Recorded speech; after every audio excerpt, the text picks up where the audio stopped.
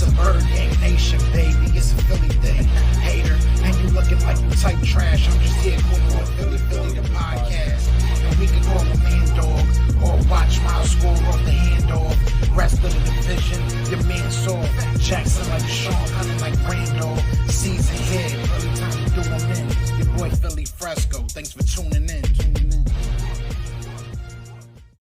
What is going on, you guys? It's your boy Joe Castro, aka Philly Fresco, and you know what it is. It's Philly the podcast, man. So today I was gonna do, obviously the practices this morning, but we didn't have any practices, so this is what we're doing. Obviously, yesterday I did put out a video. Shout out to everybody that watched that about CJ Henderson, and a lot of you guys are still split. I put out a poll, and I think it's at 50-50, and we got over like 200 votes, and it's still at like 50-50. So I personally think that we should go get CJ Henderson, but my word is not that strong, right? I feel like I know football. You guys know I know a little bit about football, but I've never played the position. I don't sit here and, scour hours of film and stuff. So what we're going to do today is I got my man's Eric Crocker. He's a former NFL and AFL defensive back. Now he's working for the Locked On podcast, Locked On 49ers podcast.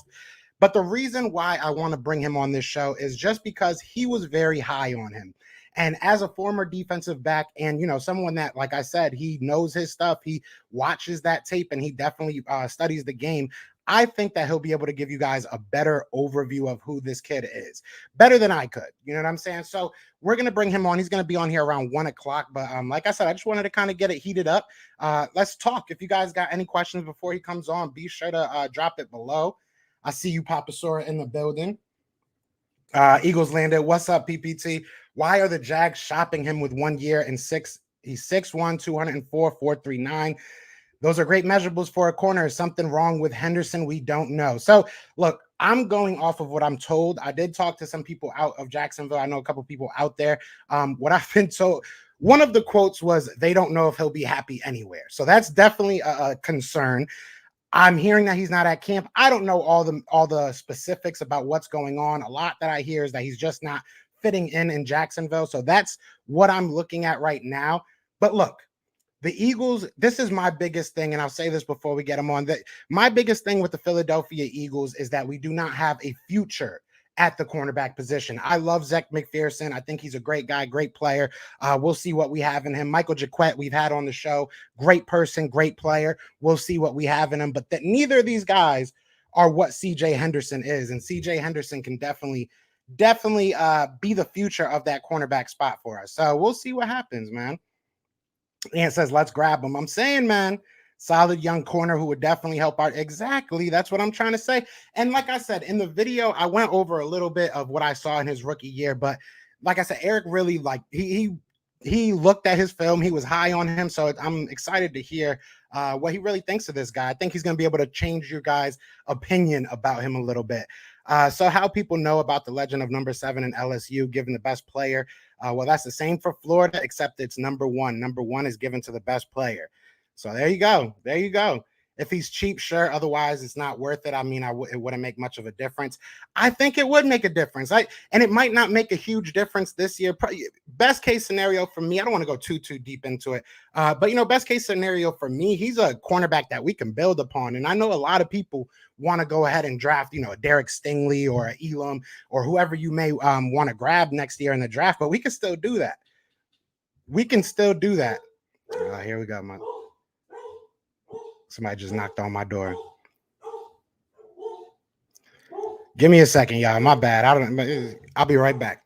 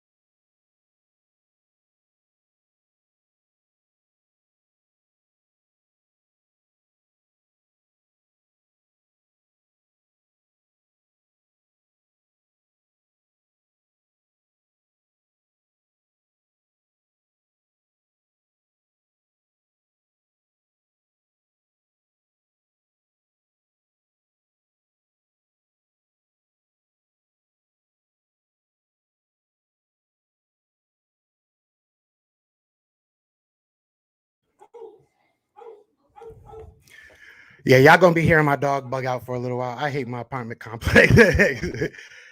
And they can hear me. They right there. All right, where were we? My bad, y'all. My bad. He's a young, good guy that Gannon can groom, and he's cheap. Why wouldn't? And that's what I'm saying. So we can be in a position where we go grab a cornerback next year. We have 2 top 10 picks at that cornerback position. I'm all in. I'm all in. What's good, IDB? What's good, Shifty? Oh, my dog went crazy. You hear him? You hear him? Whew. I'm out of breath now, y'all. Yeah, I need to start working out. But either way, man, I'm hyped for this guy. And the whole thing for me is what they want. You know what I'm saying? Who was it that just said if he's cheap? That's the whole thing. If we can get him for under a second round pick, if we can get him for like a third and a player or something like that. Speaking of a player, Hunter Henry just got hurt at practice. So that might mean something. We'll see what happens. Maybe the Patriots might need a tight end now, though.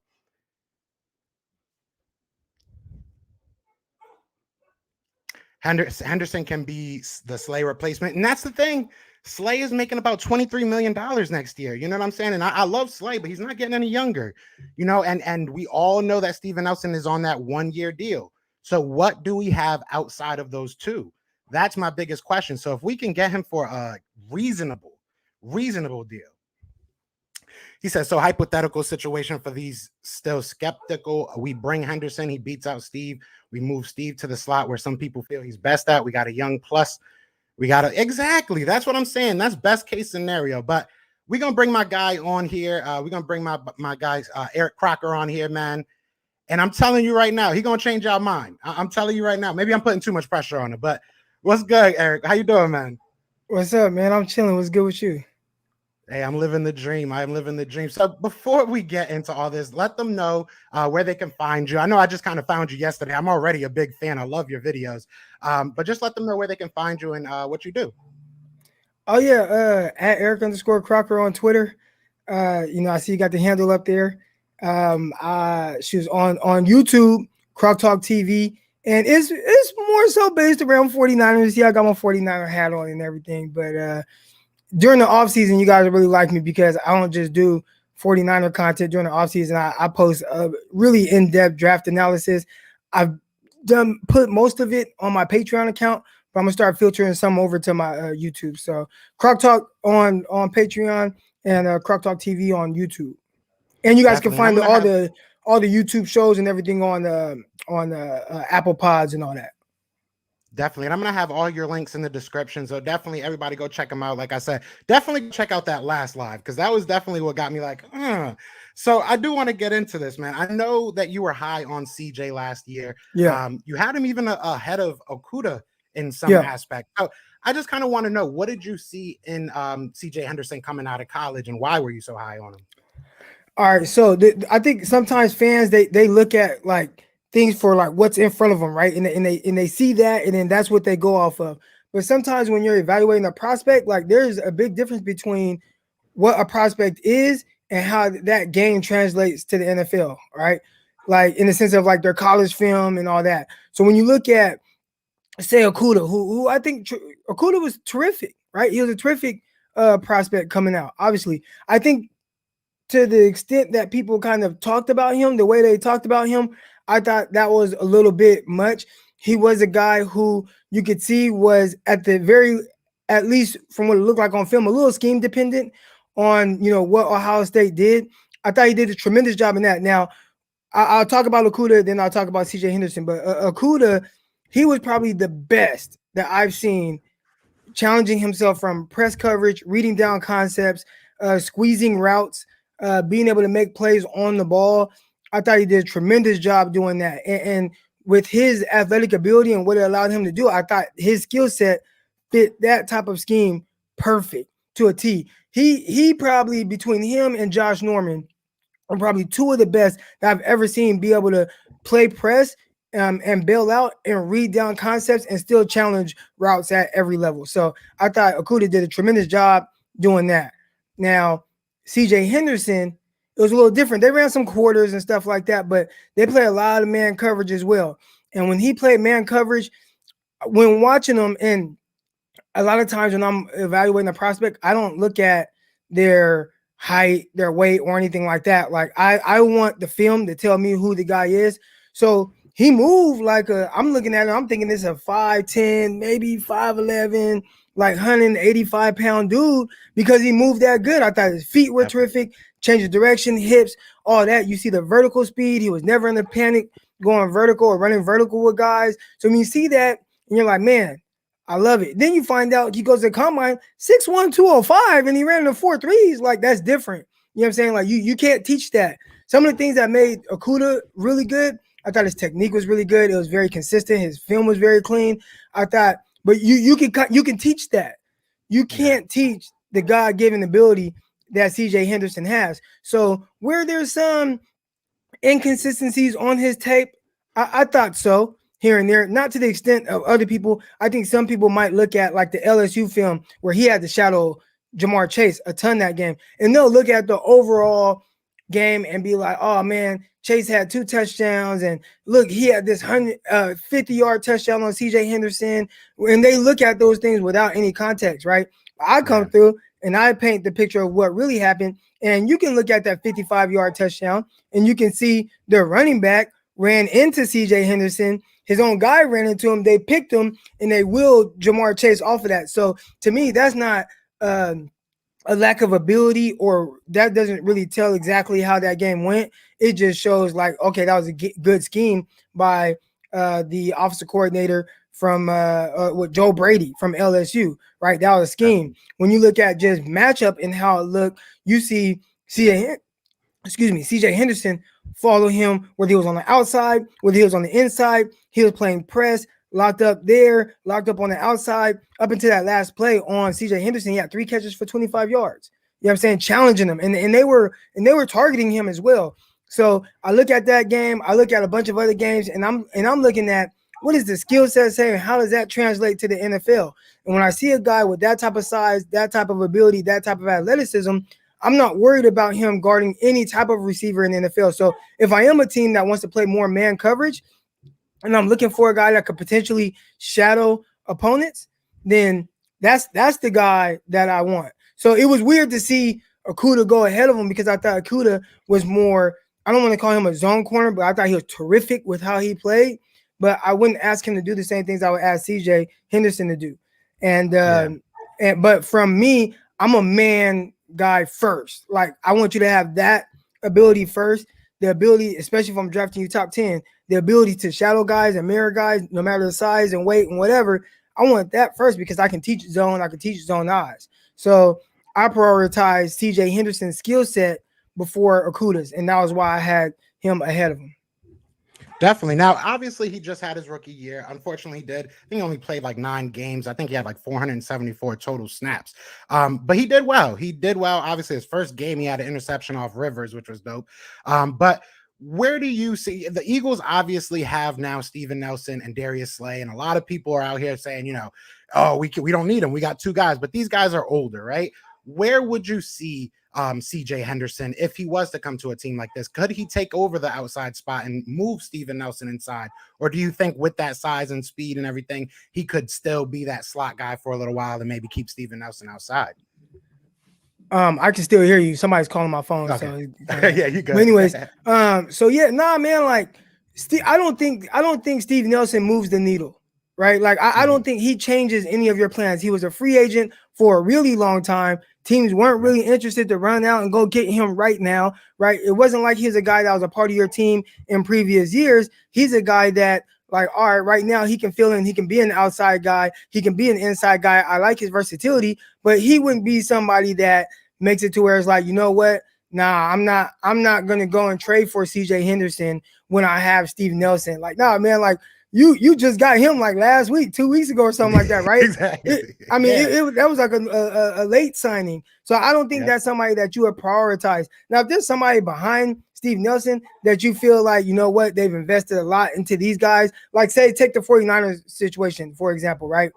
49ers, they have Jason Verrett, and that's their guy. He's their best defensive player down there. He's the best corner on the team. Yeah. Then you got Emmanuel Mosley. They have him locked up for 2 years. They have him pegged as a starter. Then they drafted a 3rd-round corner in Ambry Thomas. They drafted a corner in Diamador Lenore out of Oregon. So like to me, it's like, well, it doesn't make as much sense for the 49ers because they have two guys that are pretty much their starters, and then they also have maybe guys that are developing behind them that they've invested in. Eagles, it's like, nah, man, like if we gotta start Steve Nelson, and nothing against Steve Nelson, I think he's terrific. But if that's the guy that we're starting, then like I'm not gonna say no to CJ Henderson because I have Steve Nelson. Yeah, no, and that's the point I'm trying to prove right now to a lot of, I'm gonna be honest. I put out like a poll last night, I think, and it's still 50-50. It was like over 200 votes, still 50-50 that people don't want him, people want him.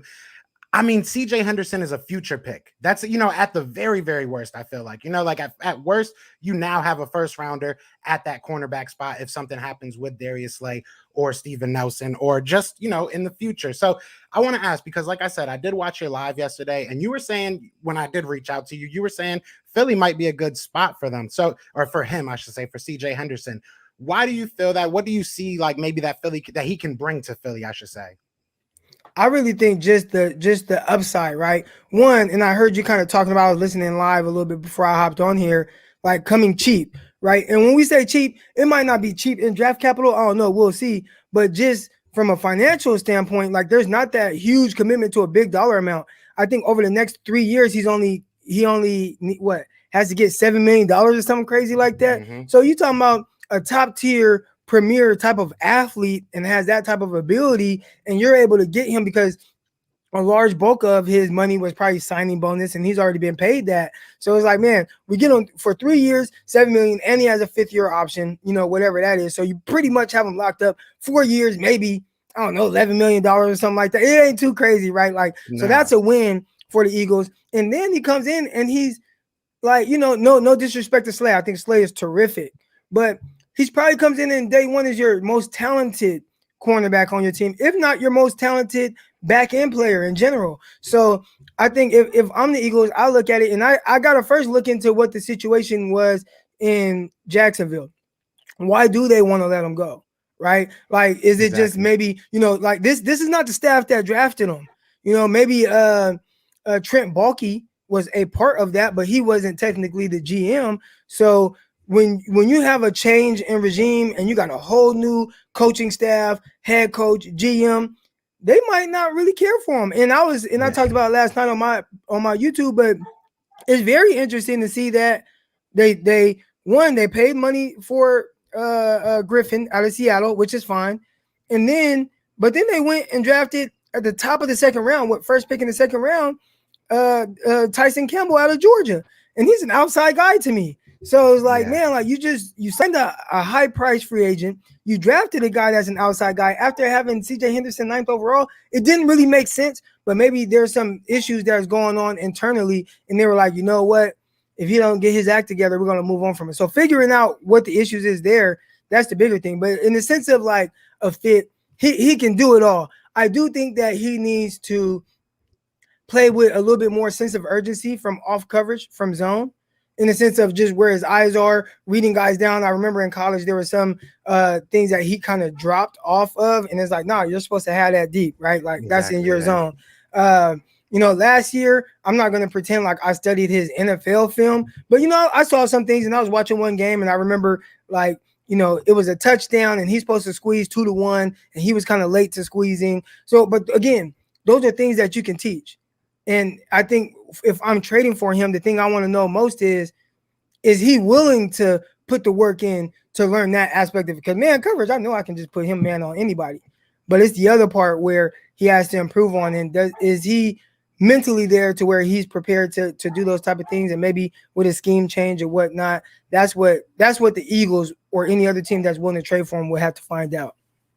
Definitely. Yeah. And now yesterday I was going over, like, looking at his film from his rookie year, looking a little bit at his college stuff. And I wanted this is reaching for straws, trust me, but I was trying to find somebody that the Eagles have had recently that I can kind of compare him to. And the name that kind of stuck in my head was Ronald Darby. Obviously different in size, but I feel like if you look at the speed, they both have that speed to kind of make up for any mistakes that they do when it comes to the technique part of it. And they both kind of relied on their athleticism a little bit. Like I said, it's kind of reaching for straws. You know, it's a big difference, but there's some similarities there. But who would you, if you could, compare him to? You know, looking at his college tape and looking at these NFL guys.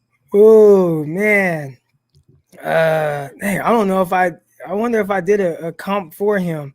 But I'm looking at him. I mean, you see the size, you see the movement skills, you see the ability, the versatility. Man, I mean, I'd say a guy like Slay, like, you know, a guy like Slay, who you guys already have. Now, you know, Slay last year, I don't know exactly how well he did for Philly, but I know what he was with the Lions and what was asked of him. And, you know, he did a lot of shadowing and stuff like that. But that's a guy who probably was a little bit faster. But just the movement skills, the ability for a guy that has decent size, I'd say something similar to that. That's kind of the first guy that came to mind. Okay, I'm sure we'll take that. We'll definitely take that. Now, I know you were a former NFL and AFL defensive back, so this is kind of more just a if you were in that room type of question. We have a lot of young guys, and honestly, Philadelphia, I feel like, is an emotional type sports city. I ain't gonna lie. Like if our team's not happy, yeah, if our team's not happy, they're just not gonna perform. So if you were in that room, and this might be a hard question to ask, you know, if you were in that room, a rookie like a Zach McPherson that just got picked up doing good things, and you see us go get a CJ Henderson, do you think that can cause a little bit of unrest in the cornerback room, or do you think that it is what it is? It's a job at the end of the day. You got to go do your job. I mean, it's business. It's a business. And at the end of the day in the NFL, man, like teams and organizations, they're going to do what's best for them. You know, and you just got to understand the business side of things. I remember when I got released, you know, we were heading into a game and Joe McKnight had a concussion and Chris Ivory had a high ankle sprain. So they had to release somebody. Like they released me. You know what I'm saying? And you can't take it personal. It just, it's a business.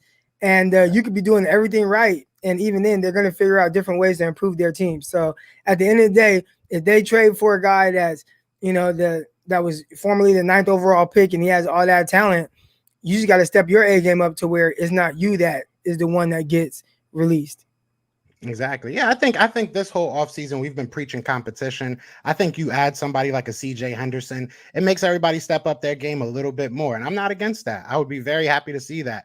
Now, the last question I want to ask you has nothing to do with CJ Henderson. Obviously, you do cover the 49ers, and obviously the Philadelphia Eagles do play the 49ers. But I'll be there. I'll be there week 2. I'll be out there. We might have to link up for that week. We might have to link up, do a little preview or something. But I want to ask you about somebody that is obviously now on the Philadelphia Eagles, Mr. Nick Mullens. Is he a solid backup quarterback? Because our fans are haters, man. And I personally would love to have Nick Mullens as our backup over Joe Flacco. But someone that's seen him play and, you know, obviously on your team, what do you think about him? Do you think he could be a realistic backup quarterback in this league? Well, your team had the experience of watching him, what was it, week 4 last year, where he kind of single-handedly tricked off the game. Right, like I mean, he threw 2 interceptions. He missed a deep ball. He fumbled in the middle of the field, probably. But I would say that was probably his worst game. I think when it comes to Nick Mullens, like it is what it is. Like he is limited from a skill set standpoint. But what you're looking for in your backup, you never want your backup to have to play extended amount of times, anyways, right? Like if it gets to the backup, you're probably in trouble regardless. And I think that was the case with Nick Mullens. If you want him to come in and fill in for a game or 2, he's perfect for that. Outside of that, it might get a little sticky. But, you know, he came in last year, second quarter, really might have been first quarter against the Jets. Lit him up. 49ers won. Yeah. Second game, he played against the New York Giants. Lit him up. Threw for like 300-something, multiple touchdowns, like he balled, right? But you're going to get those type of games where you have that, and then you see the Philadelphia Eagle version of Nick Mullens, and those are just things you're going to get with a backup quarterback. So if I'm an Eagles fan, I think I am in good hands in the sense of just the perfect backup, but he's not someone that I would look to, you know, compete with Jalen Hurts for a starting position. Like you don't want him doing that. He's going to always be 100% prepared. He's going to know everything that he's supposed to do and what other people are doing.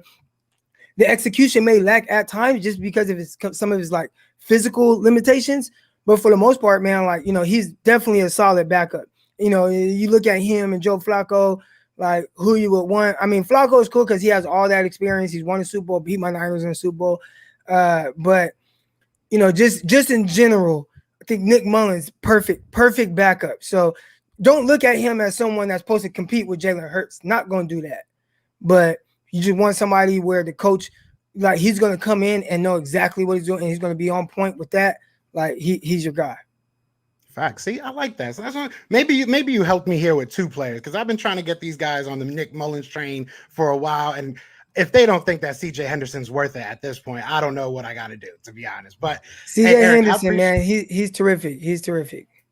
Facts. Hey, Eric, I appreciate you so much just dropping knowledge on here. We really do. I think once the Eagles versus 49ers, maybe we'll come on here again and chop it up a little bit more, see how you feel about your team. That should be an exciting one. But do you want to say anything before we get out of here, man?